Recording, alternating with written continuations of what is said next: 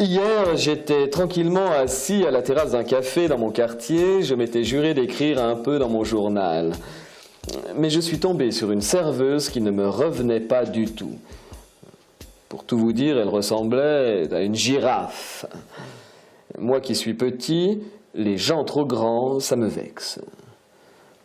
Et là, elle se plie en deux pour me demander d'une voix douce et suave « Qu'est-ce que je vous sers, monsieur ?»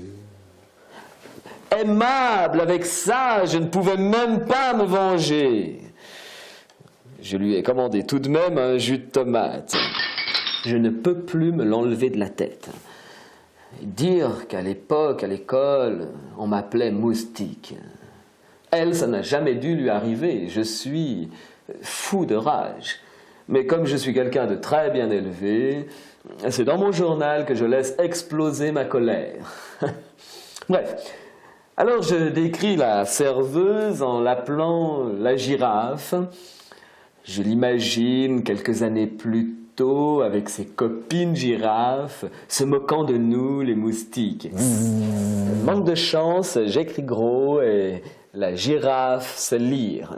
Quand elle s'aperçoit que je l'ai comparée à une girafe, elle se fâche. Normal.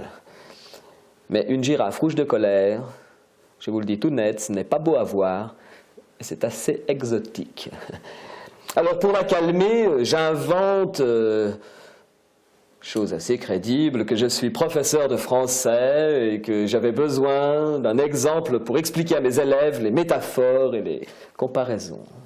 Et me voilà en train de lui expliquer que quand je dis la serveuse ressemble à une girafe ou encore elle a l'air bête comme une oie, c'est tout moi ça. Je fais une comparaison. Je compare deux éléments. D'un côté, la serveuse, et de l'autre, une girafe ou une oie. Les deux éléments, le comparé, la serveuse, et le comparant, une girafe ou une oie, sont dans la même phrase et reliés par un mot de comparaison.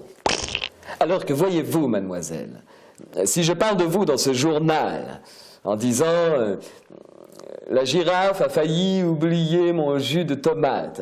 Je ne fais plus une comparaison, je fais ce qu'on appelle une métaphore. Ce que je compare, c'est-à-dire vous, la serveuse, n'est pas forcément mentionné.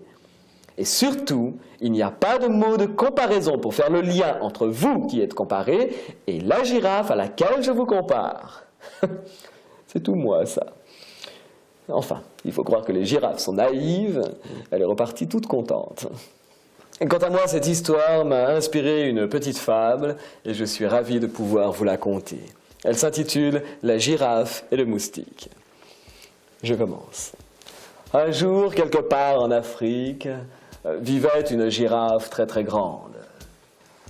Elle reçut la visite étonnante de son voisin le moustique. C'est bon ça. C'est très bon.